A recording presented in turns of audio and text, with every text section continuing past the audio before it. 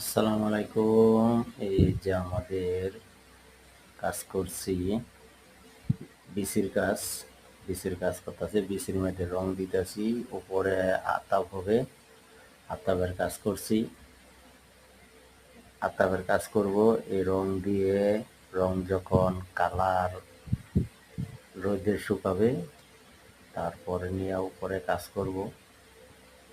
উপরে না শুকাইলে উপরে রোদ্রের মধ্যে যাইব গা শক্ত হইয়া, তাই এই জন্য আমরা রং দিচ্ছি। রং দিয়ে উপরে উঠাবো, এটি কাটবো, ডিজাইন করব, ডিজাইনের পরে এটি রং দেওয়া হবে, উপরে দেওয়া হবে।